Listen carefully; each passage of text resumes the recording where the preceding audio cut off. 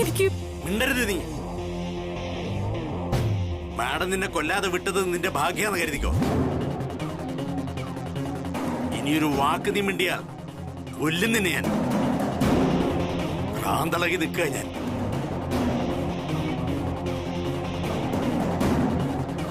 ദാസേട്ടാ, ചില അപൂർവ നിമിഷങ്ങളിൽ, ചില പ്രത്യേക സാഹചര്യങ്ങളിൽ മനുഷ്യന് പറഞ്ഞ വാക്ക് പാലിക്കാൻ കഴിയാതെ വരും. എനിക്കും അത് സംഭവിച്ചു. അല്ലെങ്കിൽ തൃച്ചംബരത്ത് അഖിലാണ്ടേശ്വരി തീരുമാനം മാറ്റുന്നവളല്ലെന്ന് ഈ നാട് മുഴുവനും അറിയാം.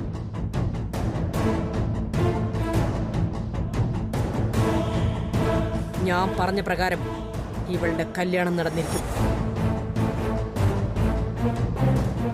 ഇപ്പൊ ഇവളെയും കൂട്ടി പോകാം. ശരി മാഡം.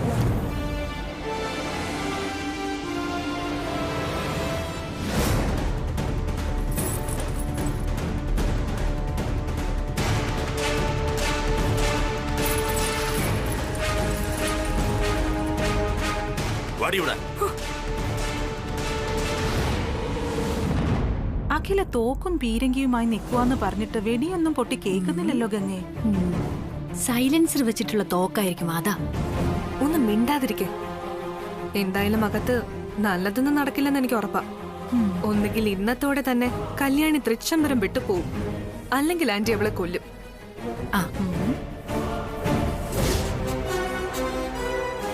കല്യാണി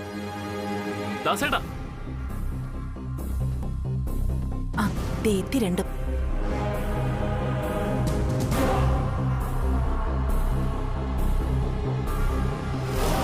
എന്തുപറ്റി കല്യാണി? അമ്മ എന്താ പറഞ്ഞേ? ചോദിച്ചത് കേട്ടില്ലേ? അകത്ത് എന്താ നടന്നേന്ന്? നീ എന്തിനാ കരയുന്നേ? കല്യാണി കരയാതെ കാര്യം പറ. അമ്മ എന്താ പറഞ്ഞേ? ഇവൾ അത്രയ്ക്ക് അങ്ങ് ഫീൽ ആവണമെങ്കിൽ അകത്ത് എന്തൊക്കെയോ സംഭവ വികാസങ്ങൾ നടന്നിട്ടുണ്ട്. കല്യാണി നിന്നോടല്ലേ ചോദിച്ചത് അകത്ത് എന്താ നടന്നേന്ന്? വാ ദാസേട്ടാ, അഖിലേച്ചി എന്താ പറഞ്ഞത്? അല്ല, എന്തിനാ നിങ്ങൾ അകത്തേക്ക് വിളിച്ചത്? അത് അല്ല, ഇവളെന്തിനാ ഇങ്ങനെ പൂങ്കണ്ണീര് പൊഴിക്കുന്നത്? ആനന്ദ് എത്ര ചോദിച്ചിട്ട് ഇങ്ങനെ മറുപടി പറയാതെ നിൽക്കത്തക്ക രീതിയിൽ ചേച്ചി എന്താ പറഞ്ഞെന്നാ ചോദിക്കുന്നേ? എല്ലാം നല്ല കാര്യങ്ങൾ തന്നെയാണ്. എല്ലാവർക്കും സന്തോഷം തരുന്ന കാര്യം. സന്തോഷം തരുന്ന നല്ല കാര്യവും അതെന്താ? അത് വലിയ കുഞ്ഞിന്റെ കല്യാണവും കല്യാണിയുടെ കല്യാണവും നടത്താൻ തീരുമാനിച്ചു.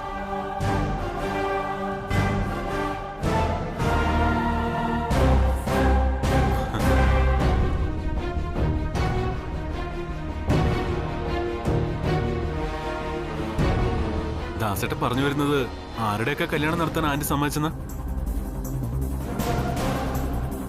വലിയ കുഞ്ഞിന്റെയും ഗംഗാ മാഡത്തിന്റെയും കല്യാണം നടത്തുന്ന മുഹൂർത്തത്തിൽ തന്നെ കല്യാണിയുടെയും കല്യാണം നടത്താൻ മാഡം തീരുമാനിച്ചു.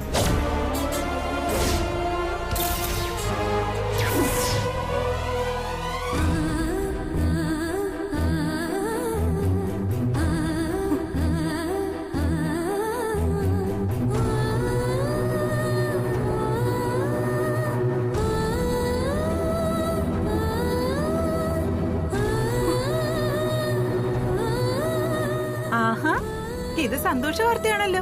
അതിനാണോ ഇവളിങ്ങനെ നിന്ന് മോങ്ങുന്നേ? ഒരു ഡ്രൈവറുടെ മോൾക്ക് കിട്ടാവുന്നതിൽ വെച്ച് ഏറ്റവും നല്ല മഹാഭാഗ്യം ഇത്. നിറതോക്കുമായിട്ട് നിന്ന ആന്റി ജീവൻ എടുക്കാതെ ജീവിതം കൊടുക്കാന്ന് പറഞ്ഞില്ലേ?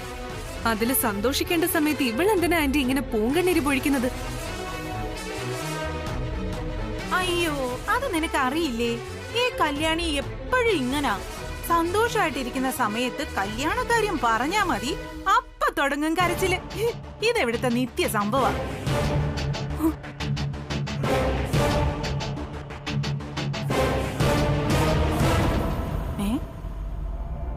ആ, നീ വാ.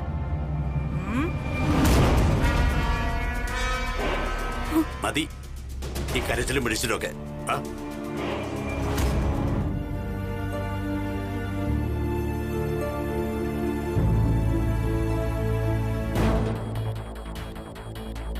അമ്മേ അമ്മേ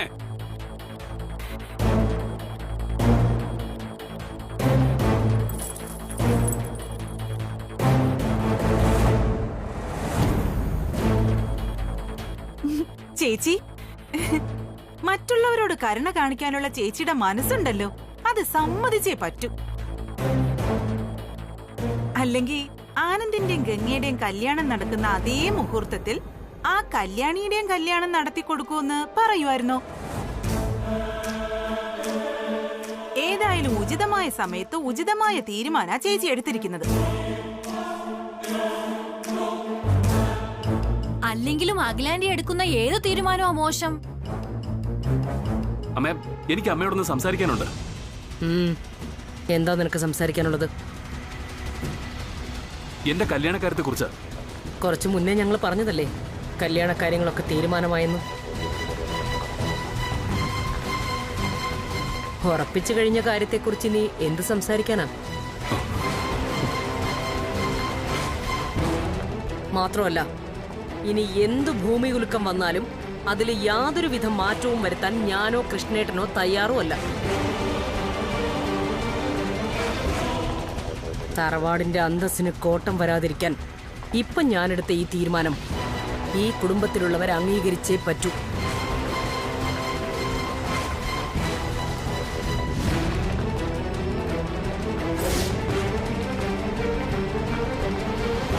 തീരുമാനിച്ച പ്രകാരം ഗംഗയുടെ കഴുത്തിൽ താലി കെട്ടാൻ നീ തയ്യാറായിരുന്നു.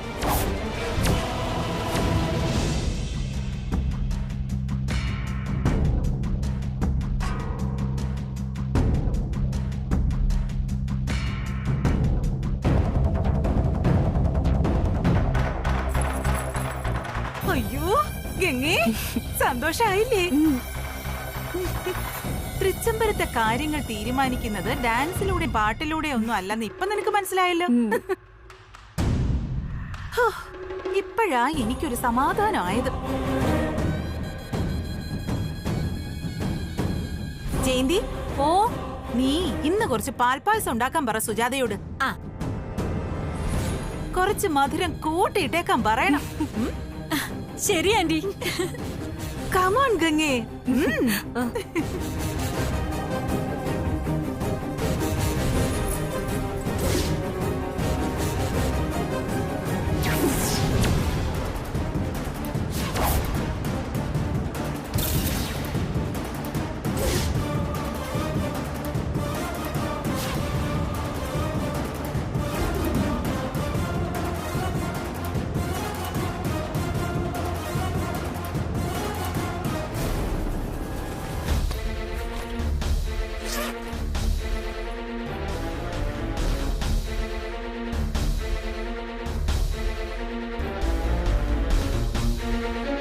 കല്യാണി നിൽക്ക്.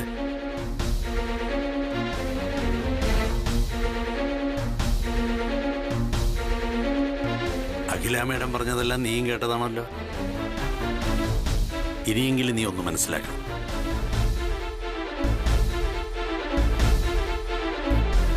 വാക്കുകൊണ്ടോ നോക്കുകൊണ്ടോ പോലും ഞാൻ ഇന്ന് വരെയും ആരെയും മനഃപൂർവ്വമായി വേദനിപ്പിച്ചിട്ടില്ല. ചില പ്രത്യേക സാഹചര്യങ്ങളിൽ നമുക്ക് ചിലരോട് വെറുപ്പും ദേഷ്യവും ഒക്കെ തോന്നിയേക്കാം. പക്ഷേ ഒരിക്കലും ആ വെറുപ്പും ദേഷ്യവും അവരോട് തോന്നരുത്. പകരം ആ സാഹചര്യത്തെയാണ് വെറുക്കേണ്ടത്. സാഹചര്യമാണ് മോശമായ മനുഷ്യരെ സൃഷ്ടിക്കുന്നത്. അഖില മേഡത്തിനോട് ഇന്ന് നിന്റെ മനസ്സിലുള്ള പകയുടെയും വെറുപ്പിന്റെയും ആഴം ഈ അച്ഛന് മനസ്സിലാവും. പക്ഷേ മാഡത്തെ കൊണ്ട് ഇന്ന് നിന്റെ നേരെ തോക്ക് ചൂണ്ടിച്ചതും നിന്റെ ഉള്ളിലുള്ള അത്യാഗ്രഹത്തെ ചോദ്യം ചെയ്തതും വന്നു ഭവിച്ച സാഹചര്യം ഒന്നുകൊണ്ട് മാത്രമാണ്.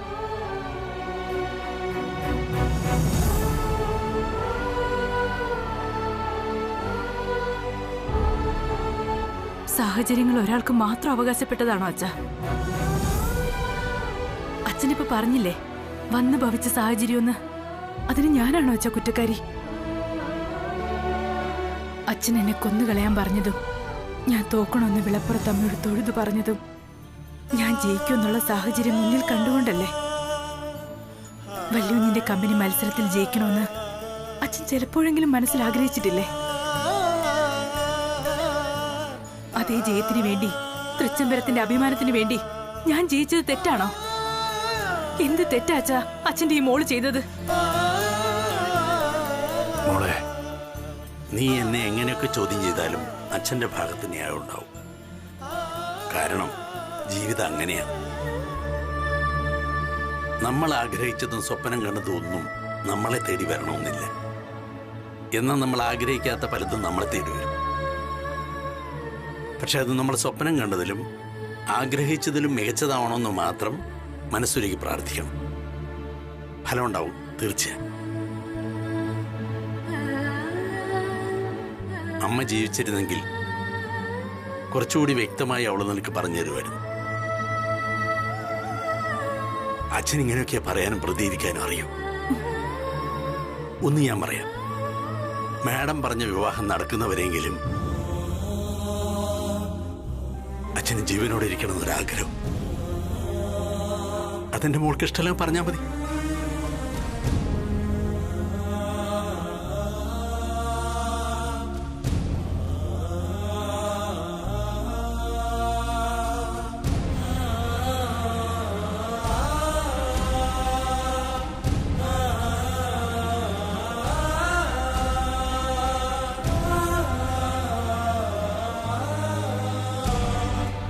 ഞാൻ എന്തൊക്കെ വേഷങ്ങളാ അമ്മേ കെട്ടിയാടിയത്.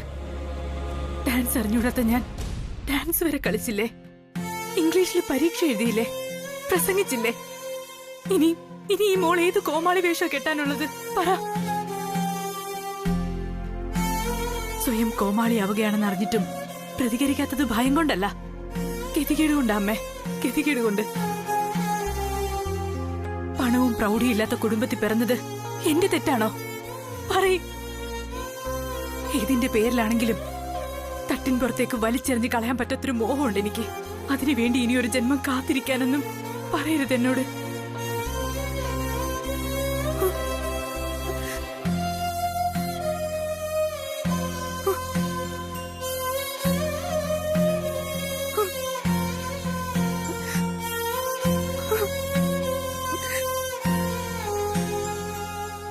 ചേച്ചി കരയരുത് ചേച്ചി, എനിക്ക് സങ്കടാവും. എവിടെ ചേച്ചിയുടെ കാല് നോക്കട്ടെ. സാരില്ല നീങ്കുട്ട, അതൊക്കെ പോയി. ഇപ്പൊ വേദനയും നീറ്റിലും ഒക്കെ ഉള്ളില്ല. വാക്കിന് വിലയില്ലാത്തവര്. അന്ന് ടിവിയിൽ പറഞ്ഞതല്ലേ ബ്രാൻഡ് അംബാസിഡർ മത്സരത്തിൽ ജയിക്കുന്ന ആളാ വല്യുവിന്റെ ഭാര്യ ആവാൻ പോകുന്നേന്ന്. പറ്റില്ലായിരുന്നെങ്കിൽ അപ്പ പറയണായിരുന്നു ഒരു തൃച്ചംബരത്തിന്റെ മഹിമ. നമ്മള് ഗ്രാമത്തിലുള്ളവരാ ചേച്ചി നല്ലത്. പട്ടിണിയാണെങ്കിലും പറഞ്ഞ വാക്ക് മാറുന്ന സ്വഭാവമില്ല, അന്തസ്സുള്ളവരാ. കല്യാണം നടത്തി തരും പോലും ആർക്ക് വേണം അവരുടെ ഔദാര്യം? ചേച്ചി വിഷമിക്കണ്ട, എന്തായാലും വല്ലുവിന് ചേച്ചിയെ കൈവിടില്ല, അതെനിക്ക് ഉറപ്പാ. ആ, ഡോക്ടർ കുറിച്ചെന്നൊരു മരുന്നിരിപ്പുണ്ട്, ഞാനത് പോയി വാങ്ങിച്ചിട്ട് വരാം.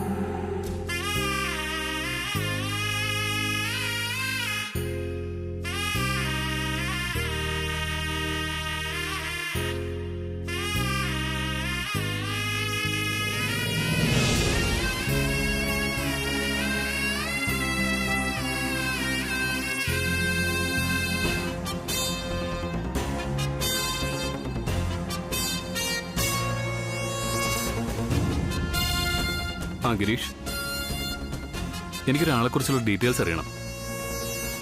ആ അതെ അതെ, ഗംഗ ഫ്രം മുംബൈ. ഇമ്മീഡിയറ്റ് ആയിട്ട് അറിയണം. Okay, thank you.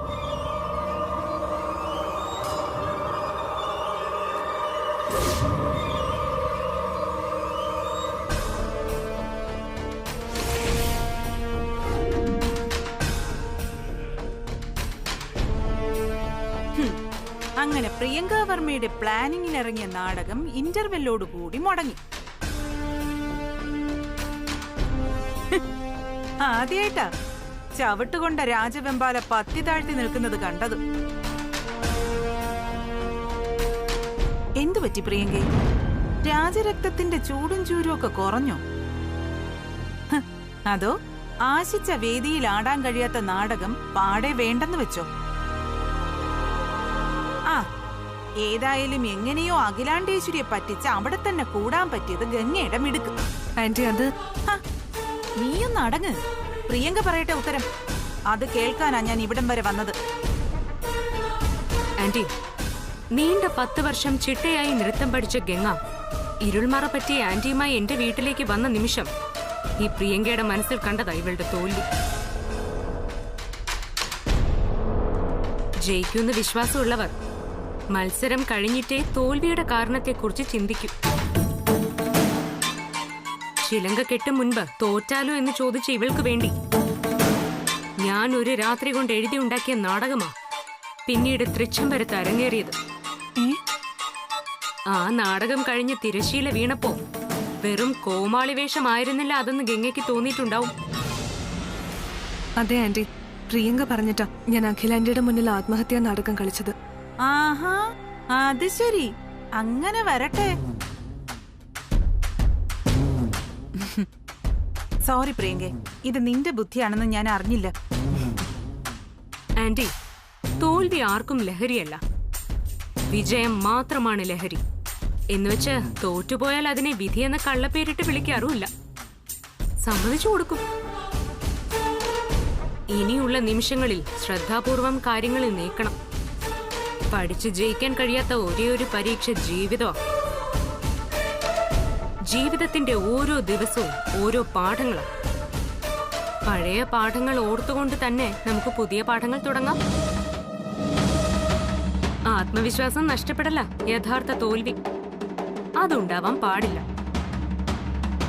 ജയിച്ചേ മതിയാവൂ എന്ന വാശിയോടെ പുതിയ കരുക്കൾ നീക്കാം. ആ ആന്റി, ആന്റി വേണം കരുക്കൾ നീക്കേണ്ടത്. ഇനി അഖിലയുടെ ആദ്യ നീക്കം എൻഗേജ്മെന്റ് ആയിരിക്കും. ഒരു പിഴവും ഉണ്ടാവാതെ അത് നടക്കണം. അത് ഞാൻ ഏറ്റു പ്രിയങ്ക.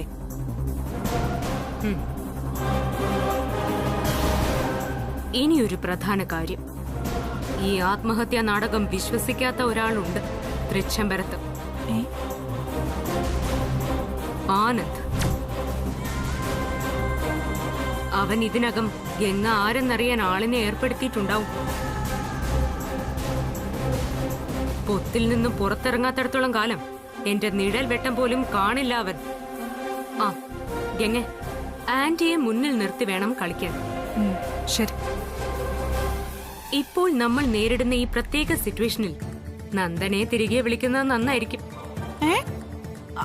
അത് തലോടാനല്ല, തല്ലുകൊള്ളുമ്പോ തടയാക്കി നിർത്താൻ. അതിനുള്ള വഴി ആദ്യം ആലോചിക്കും.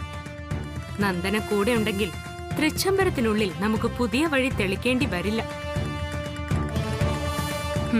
ഞാൻ പോന്നു.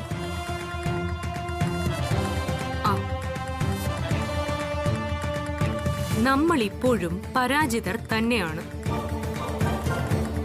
അത് മറക്കണ്ട. ശരി.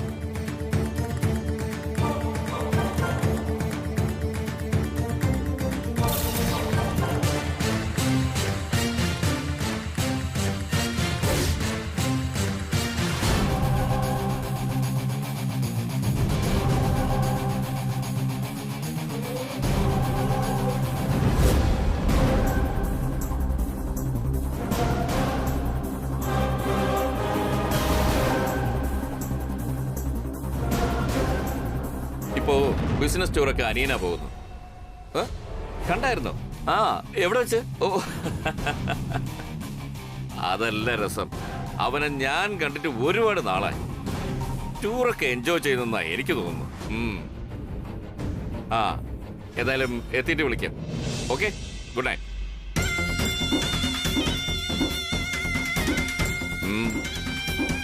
എന്ത് പറ്റിയാരും മുഖത്തൊരു വാട്ടം? എന്താ, നന്ദനെ വിളിച്ചിരുന്നോ? ഇല്ല. പിന്നെ നിന്നെ ഒന്ന് ഡിന്നറിനും കണ്ടില്ലല്ലോ. എന്താ നിനക്ക് പറ്റിയത്? അച്ഛാ, ഐൻസ്റ്റീൻ്റെ ഒരു വാചകമുണ്ട്. ഒരു നാട് നശിക്കുന്നത് തിന്മ ചെയ്യുന്നവരെ കൊണ്ടല്ല, തിന്മ കണ്ടിട്ടും പ്രതികരിക്കാത്തവരെ കൊണ്ടായിരിക്കുന്നു. അതിപ്പോ എവിടെ പറയാൻ കാര്യം? കാരണമുണ്ടെന്ന് തോന്നിയച്ഛാ. അമ്മയെ കാണിച്ചത് ശരിയാണെന്ന് അച്ഛന് തോന്നുന്നുണ്ടോ? മികച്ച ബ്രാൻഡ് അംബാസഡറായി തെരഞ്ഞെടുക്കുന്ന പെൺകുട്ടിയായിരിക്കും തൃച്ചംബരത്തെ മൂത്ത മരുമോളെന്ന് അനൗൺസ് ചെയ്തിട്ട് കല്യാണിയെ തെരഞ്ഞെടുത്തപ്പോ കൈമലർത്തി കാട്ടി.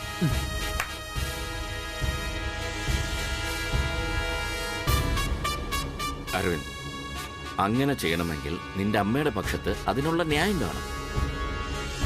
അച്ഛ, ന്യായൊന്നല്ല അതിന്റെ നാട്ടുഭാഷ, ശുദ്ധ തെമ്മാടിത്തരൊന്നാ. അരവിന്ദ്, വാക്കുകൾ സൂക്ഷിച്ച് പ്രയോഗിക്കണം. വീണ് പോയാൽ തിരിച്ചെടുക്കാൻ പറ്റില്ലെന്ന് അറിയണം നീ. ക്ഷമിക്കണം അച്ഛ, എല്ലാം മനസ്സിലായിട്ടും ഒന്നും മനസ്സിലാവാത്ത പോലെ നടിക്കണമെന്ന് എനിക്ക് ആഗ്രഹമുണ്ട്. പക്ഷെ എന്തോ എനിക്കതിന് പറ്റുന്നില്ല. വാക്കുപയോഗിക്കുന്നതിന് കുറ്റം പറയുന്ന അച്ഛൻ വാക്ക് മാറ്റുന്നതിന് പ്രതികരിക്കാത്തതിൽ എനിക്ക് ലജ്ജ തോന്നുക. അമ്മ കാണിച്ച തെറ്റ് തെറ്റാണെന്ന് പറയാൻ അച്ഛൻ എന്താണ് ഇത്ര മടി? കല്യാണി പ്രതികരിക്കില്ലെന്ന് ഉറപ്പുള്ളോണ്ടല്ലേ? അല്ലെങ്കിൽ ഒരാഴ്ച കാലത്തേക്ക് വാർത്താ ചാനലുകളിൽ തൃച്ചംബരത്തിന്റെ അന്തസ്സും പ്രൗഢിയും എടുത്തിട്ട് അലക്കേനെ. അരവിന്ദ്, തൃച്ചംബരത്തിന്റെ അന്തസ് കാക്കാനാ നിന്റെ അമ്മ അങ്ങനെ ഒരു തീരുമാനം എടുത്തത്. വാക്കിന് വിലയില്ലാത്തവർക്ക് എന്ത് അന്തസ്സ.